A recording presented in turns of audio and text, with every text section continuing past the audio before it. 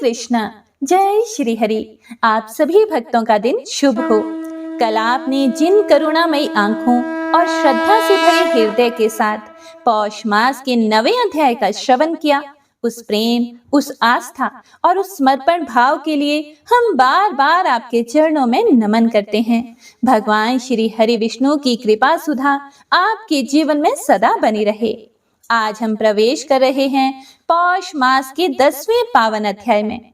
आज की यह पावन तिथि है दशमी तिथि और ग्रंथों के अनुसार जो भक्त दशमी के दिन भगवान विष्णु का स्मरण, व्रत और सेवा करता है वह जन्म मरण के बंधन से मुक्त होता है और श्री हरि के दिव्य धाम को प्राप्त करता है।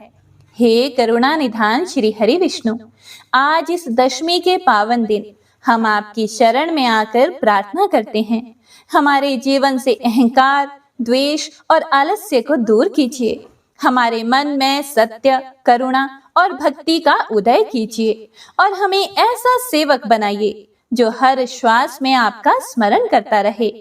तो आइए भक्तों, प्रेम से बोलिए जय श्री हरि विष्णु। पौष मास की जय। प्राचीन काल की बात है, हिमालय की तराइयों में कृतवीर्यपुर नामक एक राज्य था। वहां दानव वंशी राजा रहता था जिनका नाम था विरोचन। वह बड़ा ही बलशाली, साहसी, लेकिन भीतर से क्रोध और अहंकार से भरा हुआ था। राजा विरोचन ने ऐसी घोषणा कर रखी थी कि मेरे राज्य में कोई भी विष्णु का नाम ना ले और जो लेगा उसे दंड मिलेगा। भक्तों में भय फैल गया, मंदिर उजड़ने लगे, कीर्तन रुक गए और हृदयों में भय का अंधकार छा गया। उसी नगर में रहती थी एक वृद्ध निर्धन स्त्री जिसका नाम था तुलसी। उसके पास ना धन था, ना पुत्र, बस एक टूटी कुटिया और एक दीपक जिसमें जलता था केवल विष्णु का नाम।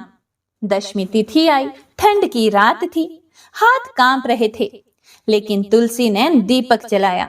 उसने व्रत किया, न अन्न खाया, न जल ग्रहण किया, केवल श्री हरि करती रही। राजा के सिपाहियों ने देखा कि एक झोंपड़ी में दीप जल रहा है। वे अंदर गए कि तेरी ये हिम्मत कि राजा की आज्ञा तोड़े। फिर तुलसी बोली, राजा शरीर का स्वामी है, मेरी आत्मा का नहीं। मेरे प्राण चले जाएं पर मेरा हरि नाम नहीं जाएगा। सैनिक उसे राजा के सामने ले गए। सभा में जब उसने फिर हरि का नाम लिया तो राजा को बड़ा क्रोध आया। इसका दीप बुझाओ। और जैसे ही सैनिक दीप बुझाने बढ़े, तेज प्रकाश फैल गया।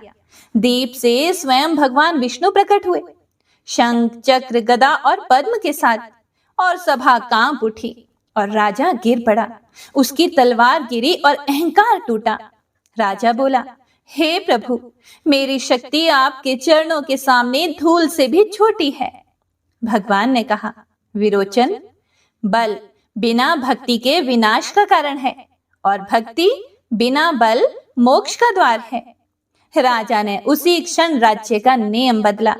मंदिरों में घंटे बजने लगे, हर घर में दीप जला और तुलसी देवी बनी। इस कथा से हमें यह सीख मिलती है कि अहंकार को छोड़ देना चाहिए, सेवा को अपनाओ और नाम स्मरण को जीवन बनाओ। सच्चा व्रत भूखे रहना नहीं, दुष्ट प्रवृत्तियों से दूर रहना है। हे श्री हरि विष्णु, आज की इस दशमी पर हम आपको प्रणाम करते हैं। हमारे भीतर का विरोचन मिटाइए और हमारे हृदय में तुलसी बसाइए। तो सभी भक्तजन एक बार प्रेम से बोलिए जय जय श्री हरि विष्णु। भक्ति की जय, दशमी तिथि की जय। तो आइए अब सुनते हैं पौष मास महत्म्य अध्याय 10। ओम नमो नारायणाय। पिछले अध्याय में हमने गणेश जी के एक दंत वर्णन प्रसंग में जमदग्नि के आश्रम पर कार्तवीर्य का स्वागत, कार्तवीर्य का बलपूर्वक कामधेनु को हरण करने की इच्छा प्रकट करना आदि सुना था। तो आइए अब सुनते हैं आगे का वृतांत। श्री नारायण मुनि कहते हैं कि हे नारद, राजा घर लौट तो गए पर उसके मन में युद्ध की लगी हुई थी। इससे उसने लाखों सेना संग्रह करके फिर से जमदग्नि के आश्रम पर जाकर आश्रम को घेर लिया। राजा की विशाल सेना को देखकर जमदग्नि के आश्रम वासी भय से मूर्छित हो गए और महर्षि ने मंत्रोच्चारण पूर्वक बाणों का एक ऐसा जाल बिछाया कि उससे आश्रम भूमि पूरी ढक गई। सारी सेना उसी में आबद्ध हो गई। तब राजा ने रथ से उतरकर महर्षि को नमस्कार किया। महर्षि ने उसे आशीर्वाद दिया। राजा ने फिर आक्रमण किया और इस प्रकार कई बार राजा आक्रमण करता रहा और मूर्छित होता रहा, पर क्षमाशील मुनि ने उसका वध नहीं किया।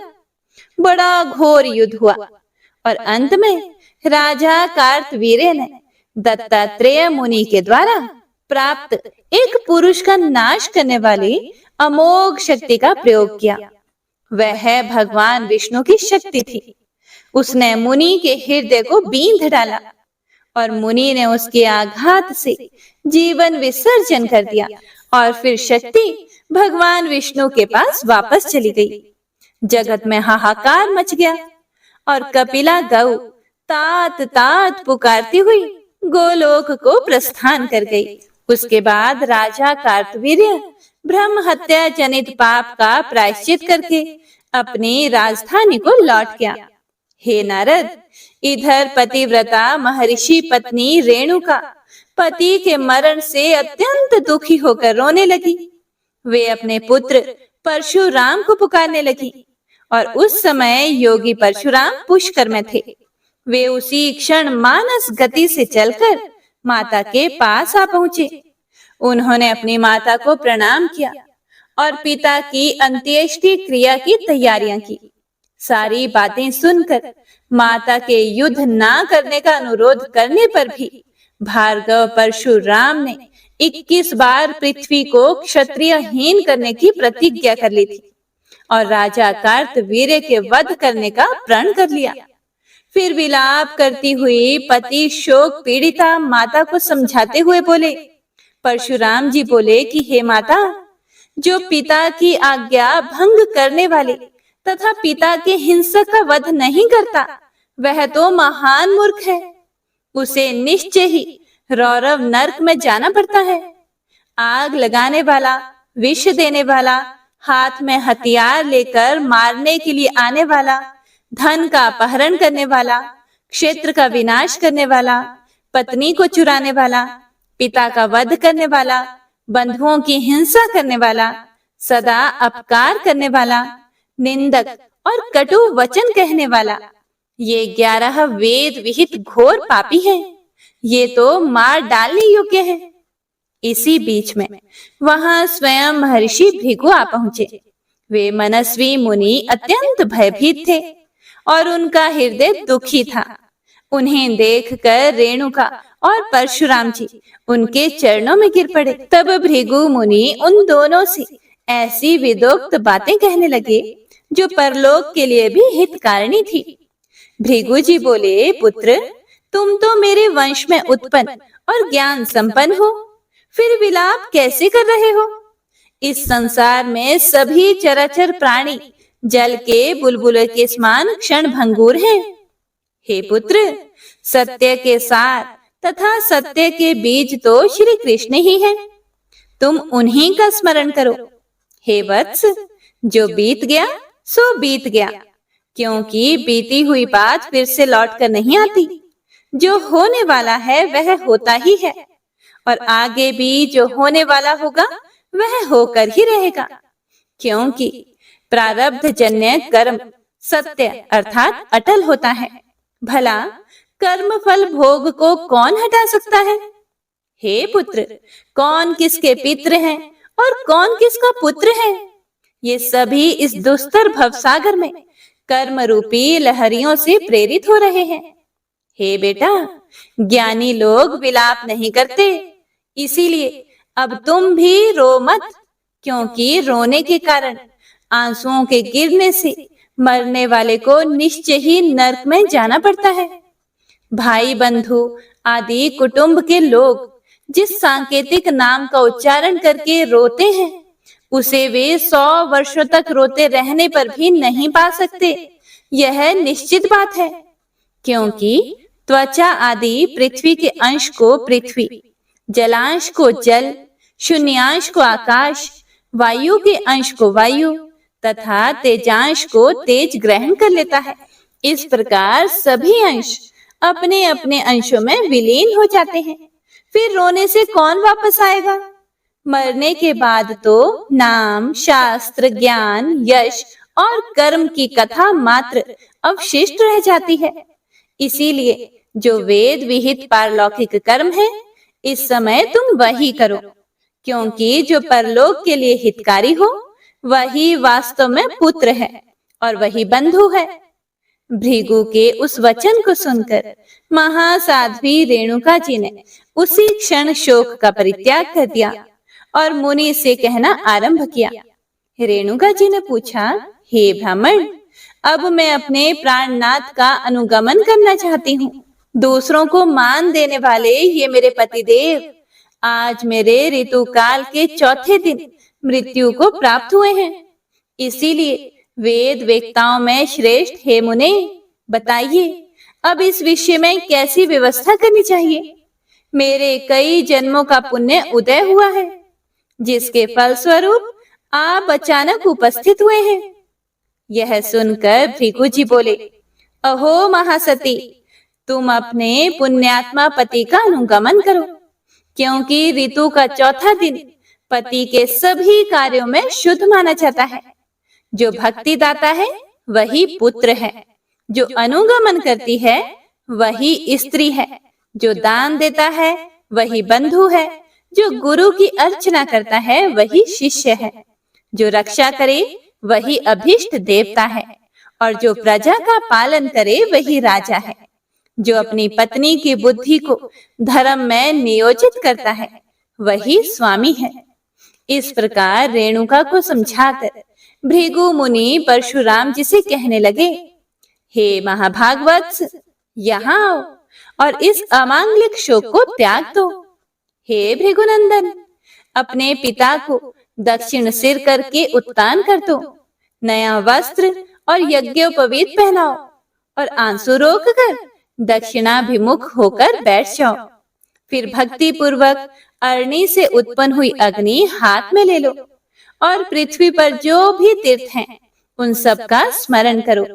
गया आदि तीर्थ, पुण्यमय पर्वत, कुरुक्षेत्र, सरिताओं में श्रेष्ठ गंगा, यमुना, कौशिकी, संपूर्ण पापों का विनाश करने वाली चंद्रभागा, गंडकी, काशी, पनसा, सरयू, पुष्पभद्रा, भद्रा, नर्मदा, सरस्वती, गोदावरी, कावेरी, स्वर्णरेखा, पुष्कर, रैवत, वराह, श्रीशैल, गंधमादन, हिमालय, कैलाश, सुमेरु, रत्न पर्वत, वाराणसी, प्रयाग, पुण्यमय वन वृंदावन, हरिद्वार और बद्री, इनका बारंबार स्मरण करो। फिर चंदन, अगुरु, कस्तूरी तथा सुगंधित पुष्प देकर और वस्त्र से आच्छादित करके पिता के शव को चिता के ऊपर स्थापित करो। तब भृगु मुनि के आज्ञानुसार परशुराम जी ने अपने गोत्र वालों के साथ वह सारा कार्य संपन्न किया। हे नारद, उसके बाद रेणुका ने वहां अपने पुत्र परशुराम को छाती से लगा लिया और परिणाम में सुखदायक कुछ वचन कहे कि हे पुत्र, इस भव सागर में विरोध ना करना संपूर्ण मंगलों का मंगल है और विरोध नाश का कारण तथा समस्त उपद्रवों का हेतु है। इसीलिए हे पुत्र, भयंकर क्षत्रियों के साथ विरोध ना करना ही उचित है। किंतु मेरे सुनते सुनते तुमने जो प्रतिज्ञा की है उसे पूर्ण करना चाहिए। इसके लिए तुम दिव्य मंत्रों के ज्ञाता भृगु जी और ब्रह्मा जी के साथ विचार करके जैसा उचित हो वैसा करना। सज्जनों द्वारा आलोचित कर्म शुभ कारक होता है। हे प्रिय भक्तों, ऐसा कहकर रेणुका जी परशुराम को छोड़कर अपने पति का आलिंगन करके श्री हरि का स्मरण करते हुए परशुराम जी की ओर निहारती हुई चिता में सो गई। तब भाइयों के साथ परशुराम जी ने चिता में आग लगा दी। फिर भाइयों और पिता के शिष्यों के साथ वे विलाप करने लगे। इतने में ही सती रेणुका राम राम राम इस प्रकार उच्चारण करके परशुराम जी के देखते ही देखते जलकर राख हो गई। तब अपने स्वामी का नाम सुनकर वहां श्री हरि के दूत आ पहुंचे। वे सभी रथ पर सवार थे। उनके शरीर का रंग श्याम था। सुंदर 4 भुजाएं थी, जिनमें शंख, चक्र, गदा और पद्म धारण किए हुए थे। उनके गले में वनमाला लटक रही थी और वे किरीट, कुंडल तथा रेशमी पीतांबर से विभूषित थे। वे उस रेणुका जी को रथ में बिठाकर ब्रह्मलोक में ले गए और जमदग्नि को लेकर श्री हरि के सन्निकट जा पहुंचे। वहां वैकुंठ में वे दोनों पति पत्नी निरंतर श्री हरि की परिचर्या, जो मंगलों की मंगल है, करते हुए श्री हरि के सन्निकट रहने लगे। हे नारद, इधर परशुराम जी ने ब्राह्मणों तथा भृगु जी के सहयोग से माता पिता की शेष क्रिया समाप्त करके ब्राह्मणों को बहुत सा धन दान दिया।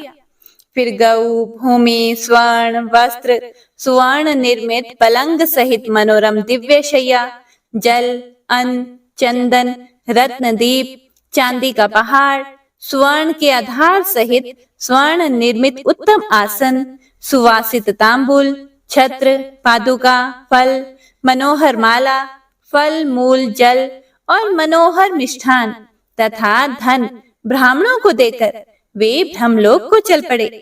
ब्रह्मलोक में पहुंचकर परशुराम जी ने भक्ति भाव से अव्यात्मा ब्रह्मा जी को नमस्कार करके रोते हुए सारी घटना कह सुनाई। कृपामय ब्रह्मा जी ने सारी बातें सुनकर उन्हें शुभ आशीर्वाद दिया और अपने हृदय से लगा लिया।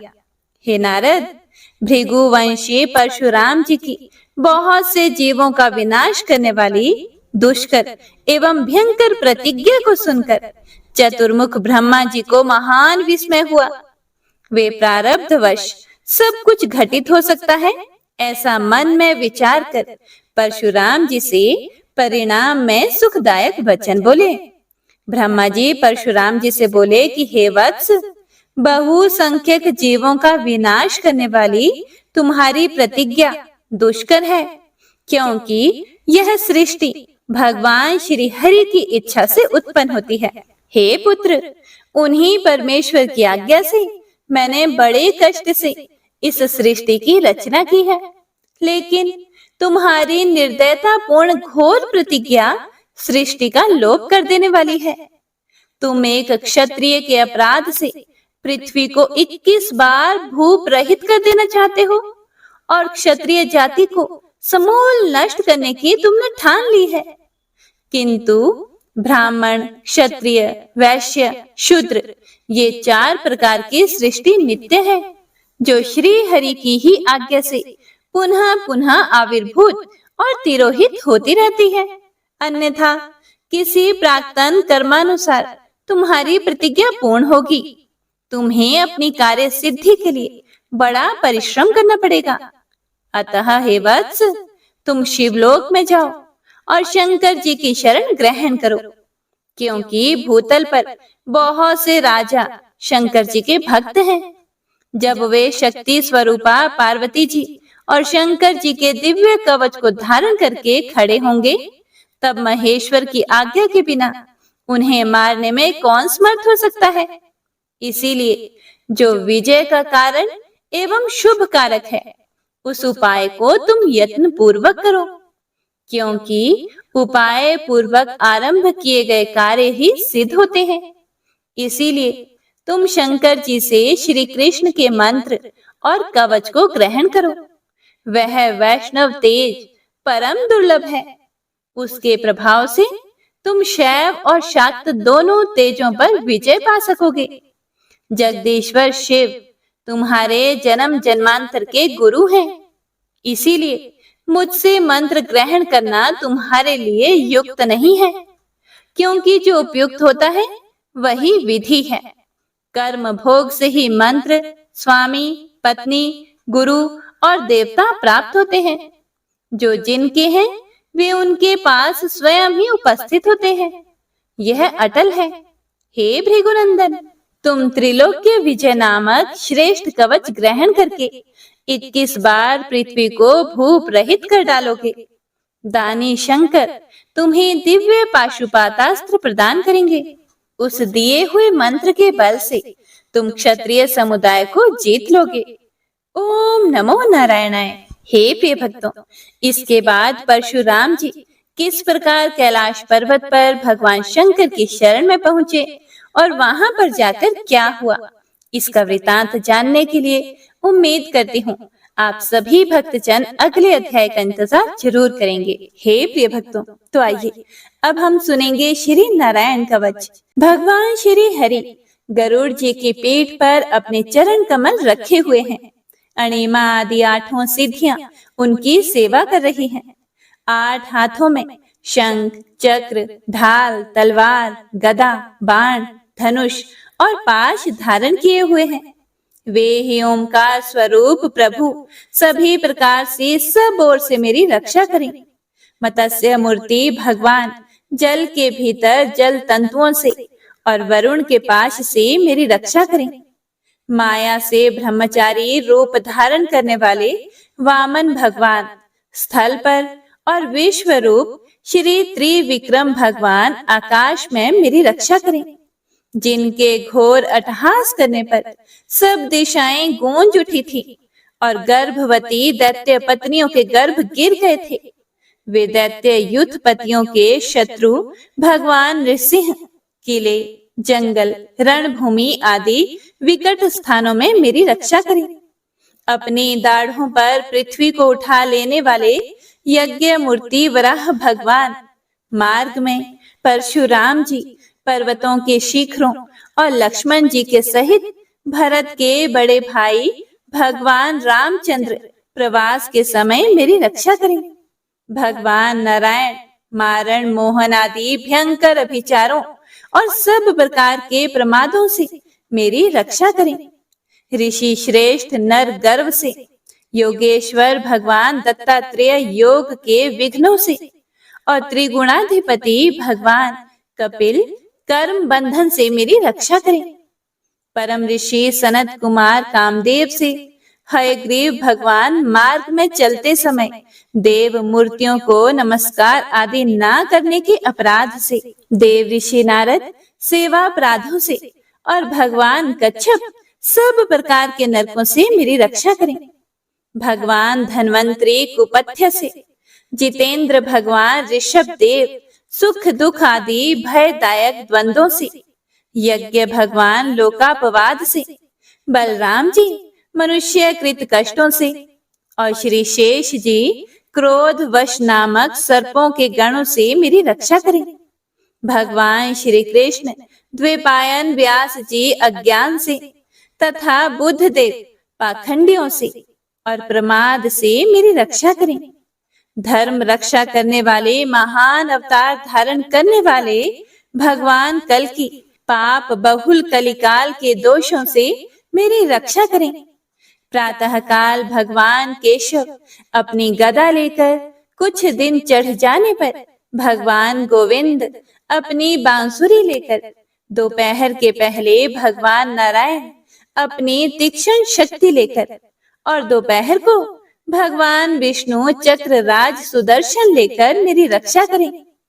तीसरे पहर में भगवान मधुसूदन अपना प्रचंड धनुष लेकर मेरी रक्षा करें। सायंकाल में ब्रह्मा जी आदि त्रिमूर्तिधारी माधव, सूर्यास्त के बाद ऋषिकेश, अर्धरात्रि के पूर्व तथा अर्धरात्रि के समय अकेले भगवान पद्मनाभ मेरी रक्षा करें। रात्रि के पिछले प्रहर में श्री वत्स लांछन श्री हरि, उषा काल में खड़गधारी भगवान जनार्दन, सूर्य उदय से पूर्व श्री दामोदर और संपूर्ण संध्याओं में काल मूर्ति भगवान विश्वेश्वर मेरी रक्षा करें। हे सुदर्शन, आपका आकार चक्र की तरह है। आपके किनारे का भाग प्रलय कालीन अग्नि के समान अत्यंत तीव्र है। आप भगवान की प्रेरणा से सब ओर घूमते रहते हैं। जैसे आग वायु की सहायता से सूखे घास फूस को जला डालती है, वैसे ही आप हमारी शत्रु सेना को शीघ्र से शीघ्र जला दीजिए, जला दीजिए। हे कौमुद की गदा, आपसे छूटने वाली चिंगारियों का स्पर्श वज्र के समान असह्य है।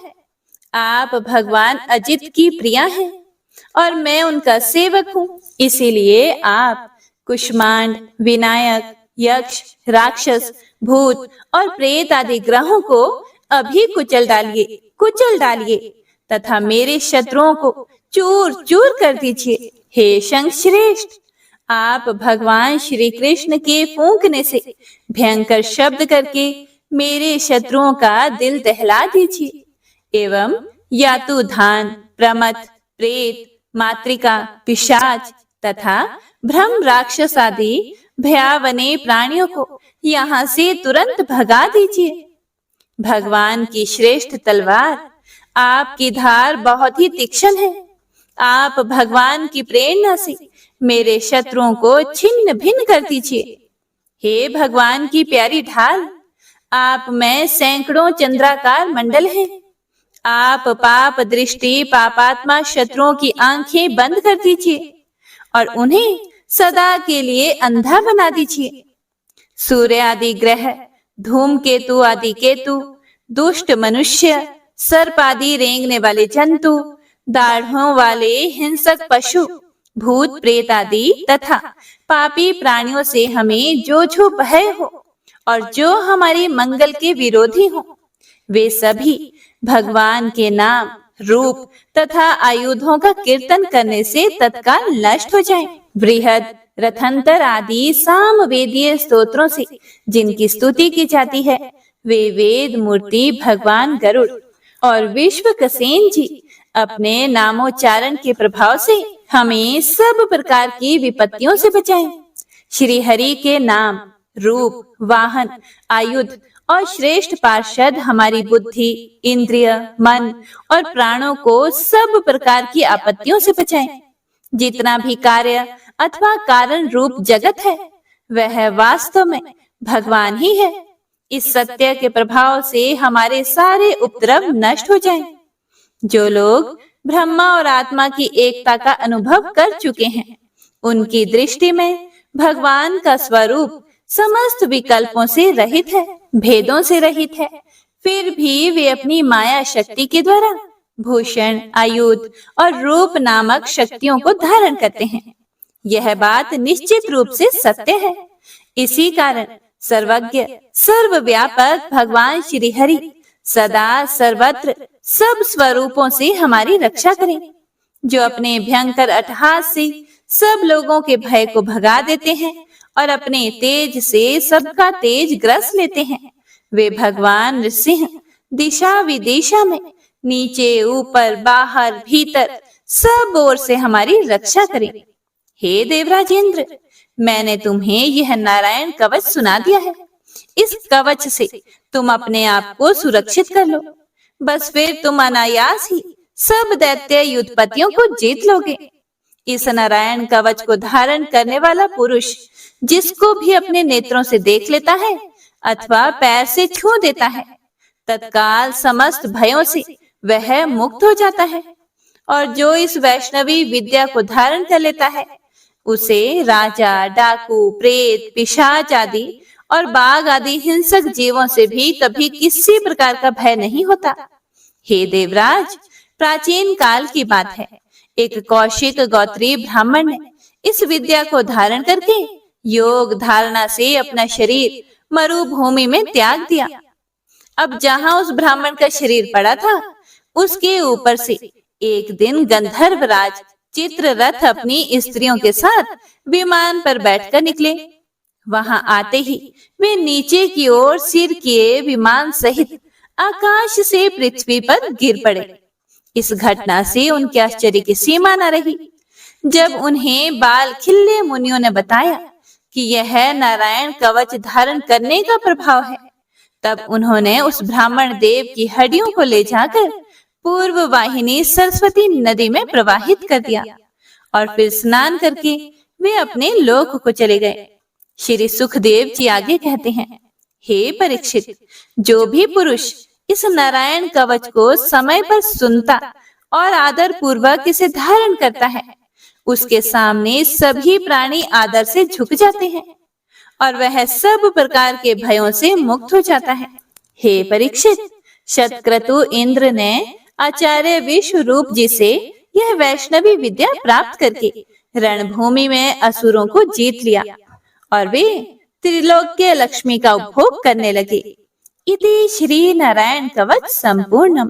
जय गणपति सद्गुण सदन कविवर बदन कृपाल विघ्न हरण मंगल करण जय जय गिरिजालाल जय जय गिरिजालाल जय जय गिरिजालाल। जय जय जय गणपति गणराजो मंगल भरण करण शुभ काजो जय गज बदन सदन सुखदाता विश्व विनायक बुद्धि विधाता वक्रतुंड शुच शुंड सुहावन तिलक त्रिपुंड भाल मन भावन राजित मणि मुक्त नूर माला स्वर्ण मुकुट शिर नयन विशाला पुस्तक पाणि कुठार त्रिशूलम मोदक भोग सुगंधित फूलम सुंदर पीतांबर तन साजित चरण पादुका मुनि मन राजित धन शिव सुवन षडानन भ्राता गौरी ललन विश्व विधाता रिद्धि सिद्धि तव चवर सुधारे मूषक वाहन सोहत द्वारे कहूँ जन्म शुभ कथा तुम्हारी अति शुचि पावन मंगलकारी